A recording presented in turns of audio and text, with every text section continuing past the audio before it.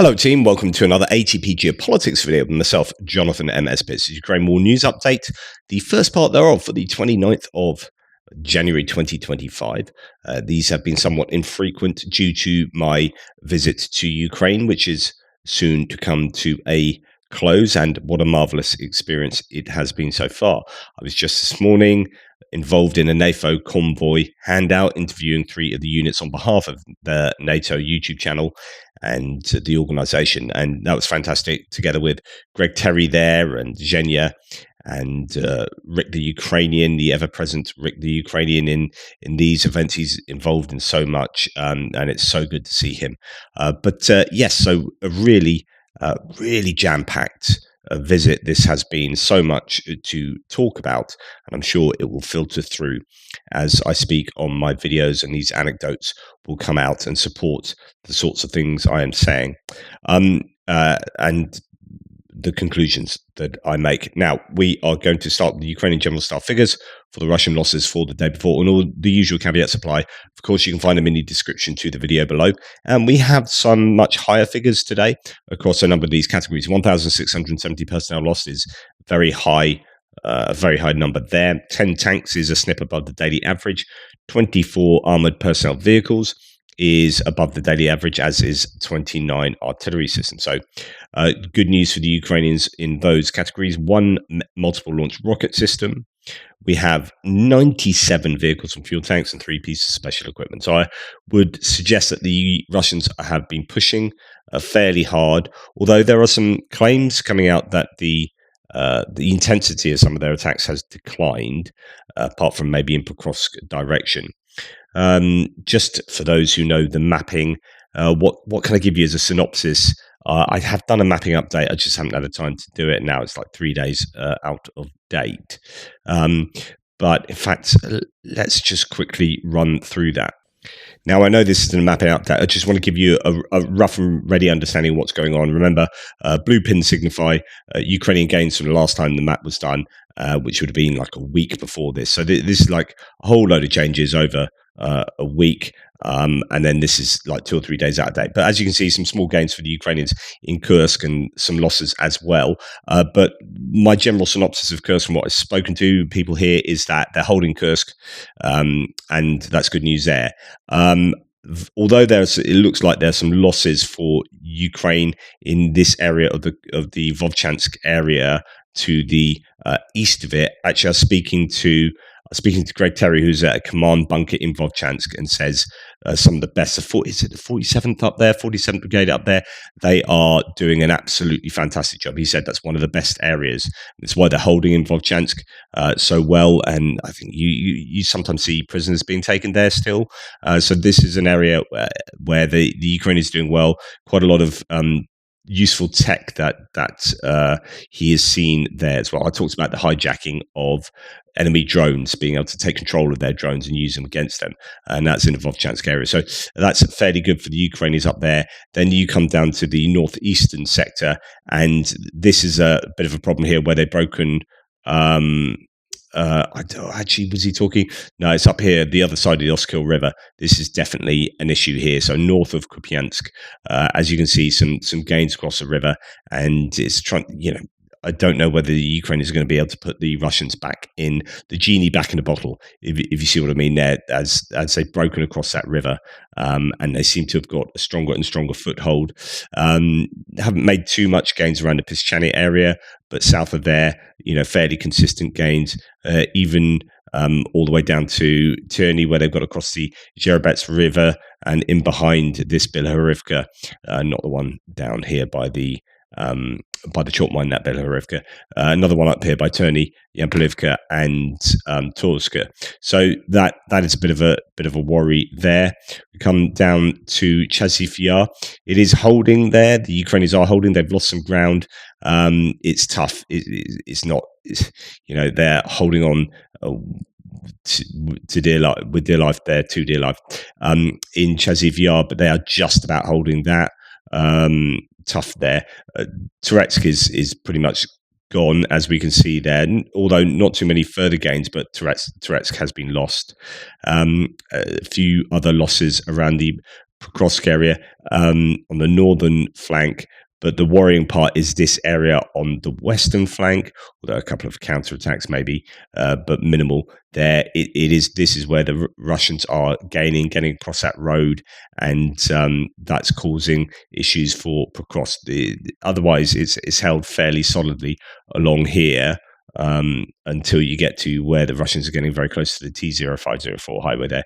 And then you can see, bit of push and shove further to the south, but general gains all around here, and then coming down to further to the south, and you can see it's all kind of equalizing out here as they filled in all of this space north of Uruzhany, all around here, Vuhledar, all the way up here, all getting filled in. But it's Velika Novosilka has fallen pretty much. This will now all be filled in. There are claims that there are a number of people that were lost in that. Russians claim that a lot of Ukrainians were lost there. Ukraine is denying it.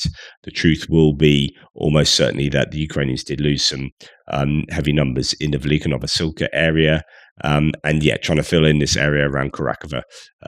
But, a bit of fight being put up there as well. So that's the quick and dirty sort of mapping up update that gives you an idea about what's going on the front line, but and also what's happening with the losses. There are some claims, as we'll look at in a minute, that the intensity is decreasing for the Russian attacks, and you do wonder whether they can just continue doing this forever, or will there be a culmination at some point. In terms of personnel losses and equipment losses from Andrew Perpetua's loss list, I don't have his list out today. Just to let you know about the Australian volunteer that many people thought had died. Apparently, Oscar Jenkins, who was a former teacher, I think, a volunteer in Ukraine, Australian Foreign Minister Penny Wong has stated that the Russians do have him. He was considered dead, but is alive and held in captivity, and that they must treat him according to international humanitarian law, which, as we know, they're really used to adhering to. But that's good news that he is apparently alive. Now, I'm going to show you I can't really play you the whole video because YouTube doesn't really like it, but this is a 155mm artillery shell, the M712 Copperhead. It doesn't have a huge range. If we look at the Wikipedia page, it's only got a 16-kilometer range, but it is a fin-stabilized, terminally laser-guided explosive shell, bit like maybe the Excalibur to some degree. It's a 155mm caliber cannon-launched guided projectile. It may be fired from different artillery pieces, minimum range of 3 kilometers to a maximum of 16 kilometers. So not a huge range, but it is precision. It's precise, and it seems to pack quite a punch here. So this video coming from here to Max 24, but lots of people have been showing this. It's a huge explosion there. That building is definitely on the wrong side of being in good condition. So massive explosion. It appears that they have some kind of alternative to the Excalibur. The Excalibur is an expensive projectile weapon. If you go to the Wikipedia page, it sort of says, other Wikipedia entries to look at the M982 Excalibur, and that's one that they were using, but then they found out that it dropped to sort of 6% success rate. I think they were able to electronically interfere with the Excalibur, and it's a really expensive round. I don't know what the expenses of the Copperhead. Probably have to look into that a bit more closely, but they are using that, so that's good news that they have been provided with decent modern precision guided munitions. Let's see when it started to be used. Actually in the 70s. I say modern, but I don't know what this iteration is, but they're using that evidently, and to some success at least. And another munition that we can see is a first-person view Airburst munition on a boat. Now this comes in at the boat, and as you can see here from this screen grab, the Airburst explodes above It's a projectile that explodes above a target and then bursts in the air to then absolutely cover the target with whatever. And in this case, you can see that in the image there, and that boat gets absolutely wrecked. Well done, Pearce. Brilliant use of mouse. It's trying very hard not to show that because YouTube doesn't like it. And then, anyway, that boat is in a bit of trouble. The interesting point of that video is the airburst from a drone. So it's a airburst munition on a drone. Now, the Russians have used an FPV drone to strike an ambulance responding to an emergency call in Kharkiv Oblast. Typically Russian there in its behavior. 3 medical workers were injured. 43-year-old ambulance driver sustained multiple injuries, including closed foot fracture, shin injury, and facial abrasions, and was hospitalized. So on and so forth. Attacking ambulances going about their duties is unconscionable, really. And that's what we come to expect from the Russians at war. Okay. Another night of quite a few drones, I think, getting through the Ukrainian defenses. Ukraine's Air Force, reported on another Shahed drone attack last night. 57 were launched, 29 were shot down, and 14 were suppressed. So that's 43. That leaves 12 out of, no, it doesn't, it leaves 14 out of 57 to have got through. That's a phenomenal number. That's a really high number in terms of the proportion of drones that were successful for the Russians or weren't intercepted. So that has been happening more and more this week or so, and I wonder what the reason is, whether they're just attacking other places. So if you look here, Mykolaiv, Odessa, Kharkiv, Kyiv, and Sumy, it could be that a lot of attention was paid to places where they wouldn't normally be firing them, or where there are fewer air defenses, and as a result they've got through. So that is a shame, but I don't know of any details of anything that was hit, so the Ukraine is keeping quite quiet about that. Then what we have is the Ukrainians striking yet another oil refinery, and this is, I mean, it looks like an absolute inferno there. This is an incredibly important target. Yesterday, as part of a campaign to enforce peace through strength, the Ukrainian Defense Forces struck Lukoil's Nizhny Novgorod oil refinery, leaving it engulfed in flames.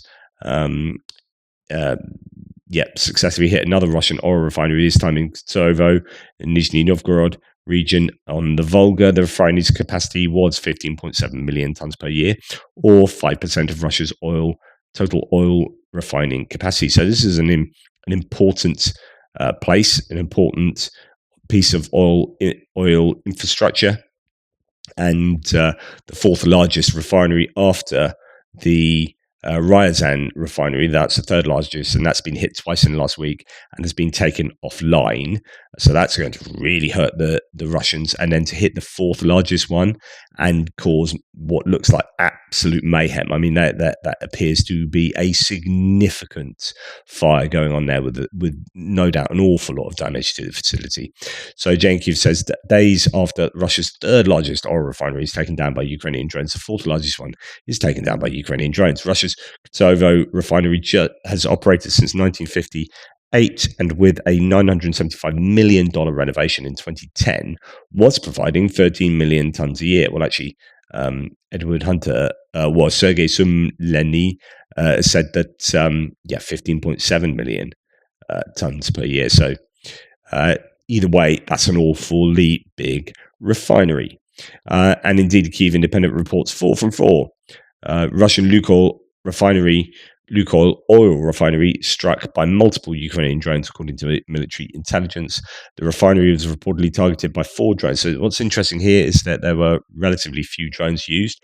Assuming it was indeed true that there were 4 from 4, they scored 4 from 4, Ukraine, and that is really good. 4 hits from 4 drones and causing that much damage to the refinery is a really good return on investment. Anyway, all of which struck their target and caused, quote, significant damage. My goodness. And not only that, and that's a massive enough fire to focus on, really. According to Russian media today, the 23rd GRAU arsenal in the village of Oktyabrsky in the Tver region was hit by drones. Over 20 drones targeted the ammunition depot and nearby military base, causing damage to buildings. The attack also hit the Andreapol oil pumping station, causing a fire. So, remember, we don't always get visual evidence of what the Ukrainians do. Likewise, from the Russian point of view too, with the drones getting through last night and quite a few this week, we don't know what the details are. We don't know what damage the Russians did, but no doubt causing the Ukrainians some major headaches there, and which would probably be an understatement. But really good to see the Ukrainians going after these ammunition depots again. I think that's really important to helping to bring an end to the war or cause the Russians maximal pain in terms of being able to prosecute the war and having the resources that they need. So that's good to see him do that. Now, I was talking to a few people last night about different sort of weapons that might be coming online, some exciting things I was hearing with regard to drones, actually, a sort of UGV, and you'll understand one day when I tell you, when I say sort of UGV type thing. Well, yeah, it's a UGV, but unmanned ground vehicle. But yeah, fascinating. And then with some munitions with regard to some precision munitions that Ukraine are working on firing, some really good capabilities there that I was hearing about too. So this is what I say, that if there is a forced negotiation that forces Ukraine to the table before they're ready, there'll be a number of weapons that you're quite excited to see their impact. But you're worried that actually a forced peace negotiation will mean they can't use them. And it's not that I want to see one country use exciting weapons against another country, but what I want is Ukraine to have a just and lasting peace. And a just peace means one where Russia lose and they clear out of Ukrainian territory. Now, we can talk about the probability of that happening, but the best chance of anything decent happening for Ukraine is for them to be in a commanding position on the battlefield. And for them to be in a commanding position on the battlefield, they need to be having these weapons that can wreak all sorts of havoc to the Russians. We're starting to see their hydrocarbons infrastructure get absolutely shellacked, and it would be good to see other weapons brought to bear from also seeing Ukraine produce them at scale, brought to bear against the Russians in a significant way. And some of these things are still sort of 6 months away, possibly. But it could be some good news on the horizon for the Ukrainians with regard to some of their weaponry. Russian Defense Ministry confirmed that a Ukrainian drone was destroyed over Murmansk region of Russia today. It's up near Finland, really far north. Now, for them to admit that, this is the first time they've admitted a drone reaching Murmansk, which is almost 2,000 kilometers from the Ukrainian border. Ukrainian drones fly further and further. For them to admit that means that has been a bit of an issue for the Russians. Russian Ministry of Defense reported this attack or an interception of a drone over the territory of Murmansk region, 1,560 kilometers away. Wow. But it's not the first time Murmansk has been targeted. Russian radicals, says War Translated Dmitry, who were cheering during the treacherous invasion of Ukraine by a vastly superior Russian army, are now, 3 years into the war, seriously complaining that Zelensky sends drones to strike Russia's oil refineries and a nuclear power plant. So let's listen to some whinging. Always a fan. Notably, last night, Zelensky said, according to this Russian source, the Supreme Commander's every move is aimed at making the war endless. And that very night, he sent drones to strike an oil refinery and a nuclear power plant. Lies from Zelensky are nothing new and hardly surprising. But when nearing the end of the war's third year, yet another governor stands in front of a burning refinery talking about fallen debris, it is surprising. Ouch. It looks like a voluntary self-sabotage of authority in favour of following outdated directives from the first year of the war. Debris that magically reached its targets suggests successful air defense operations in the region, assistance from refinery management in supplying nearby air defense units, and no need to expand the legal framework allowing private security firms or the National Guard to use weapons and equipment for refinery defense. And if it's just debris, then nothing needs to be done. Yet another refinery in flames, struck by a flying bookcase, suggests otherwise. Ouch. Really, Russians really complaining about this online. He continues, War translated, the Strelkov level, so talking about Evil Gherkin, or Igor Strelkov, who is presently in prison for being too critical of the Putin regime, even though he's being critical from an ultra-nationalist, wants Russia to win the war point of view. So the Strelkov level cope is now pouring out of every corner. It's clear they're losing control over themselves and their emotions, even criticizing the authorities for attempting to blame the damage on fallen debris.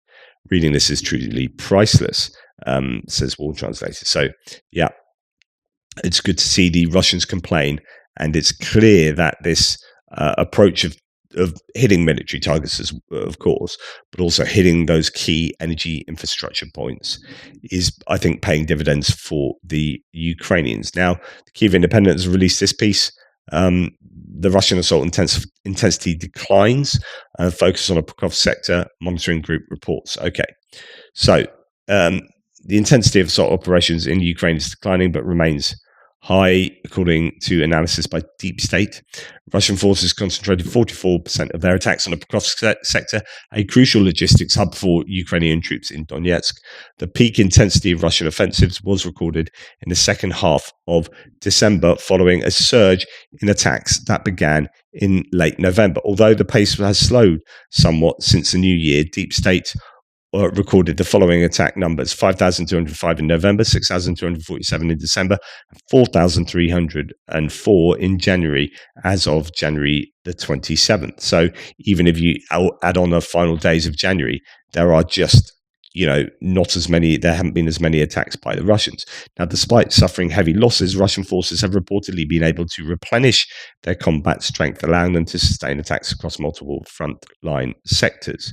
And I would say this is why North Korea was, taking on North Korean troops was really important for the Russians. It allowed them to keep forces largely in Pokrovsk, and it allowed them to take back territory in Kursk, or continue to do that, even though it's at a fairly slow pace. But the problem is that they are losing tremendous numbers of people, but it's not like the Ukrainians can afford to lose those people either. Okay, in Finland, no, that's not supposed to be for now. It's supposed to be for my Milade. Telegram channels report that Ramzan Kadyrov, the Chechen warlord, hasn't appeared in public for 18 days. He attended a public event on January 8th. And on January the 26th, he reportedly attended a rehearsal of a folklore ensemble. However, he was sitting in an empty audience, and so according to some media, it was filmed in advance. So this means that Ramzan Kadyrov could be ill again. We know he's got some kind of kidney issue. He's been close to death previously. And this kind of lack of the raucous behavior we used to see from Ramzan Kadyrov when he'd run around fields or whatever, gravel pits, flexing his muscles with a gun and then stopping and shooting it, blah, blah, blah. And then driving these four-wheel drives in some kind of macho manner.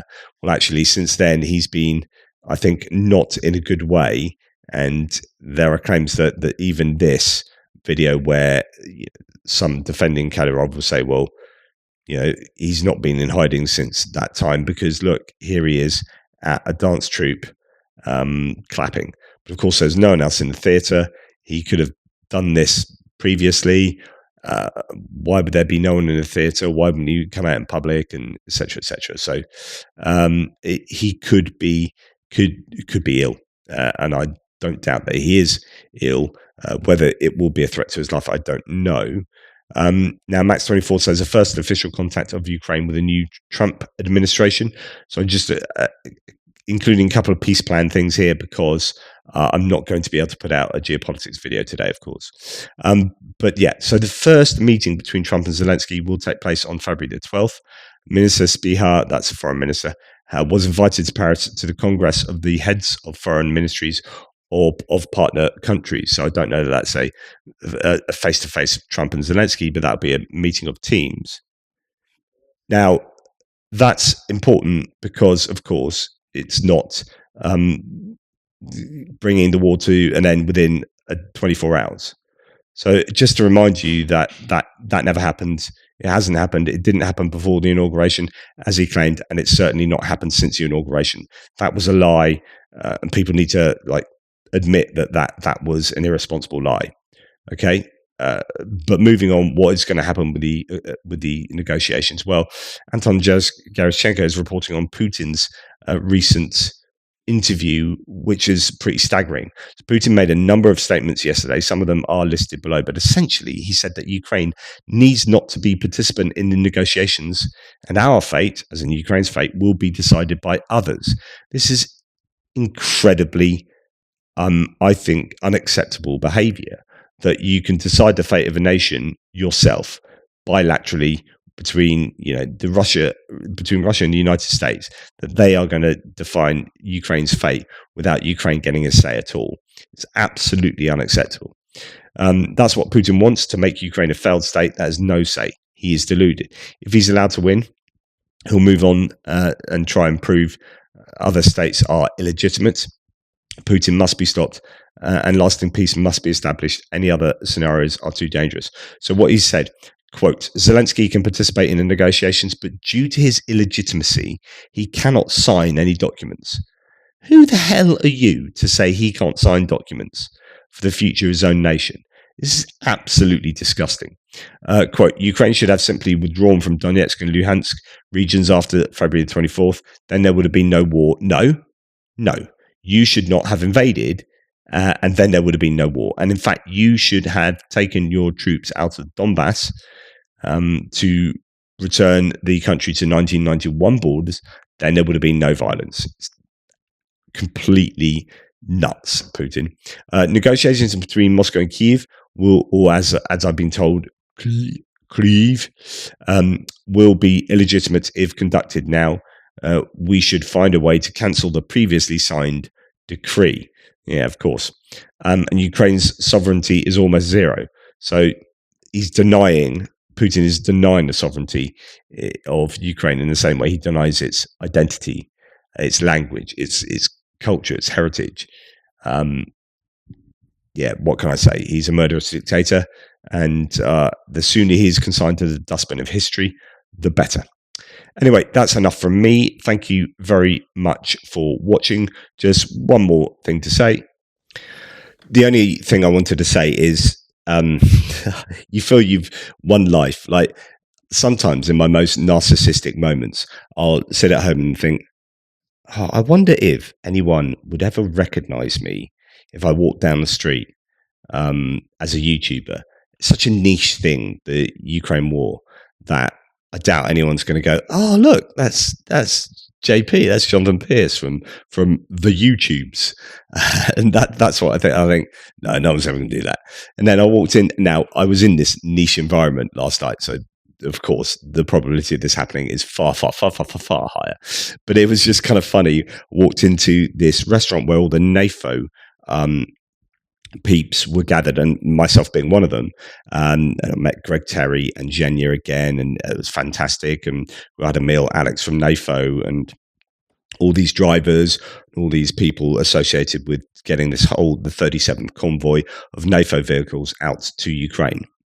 And literally, as I walked into this restaurant, this Estonian guy comes up to me, Raido, and I just want to show this is me and him, and I just said, I got to do a selfie with you later. So I came and found him, and he was like, man, I watch all your videos and blah, blah, blah. It's like, wow, someone's actually come up to me and recognized me straight off the bat as doing the YouTubes, and watches all my videos. And he works, well, I won't say where he works, but he's an Estonian guy doing a fabulous job in getting a truck out to Ukraine, and is awesome. So Righto, this is to you, my man, and thank you for all the help you do, and all the others who were involved in that convoy, which I was doing interviews for. I handed over 3 Jake Bro vehicles today, to 3 different units and interviewed the people who are receiving them, and it's absolutely fantastic.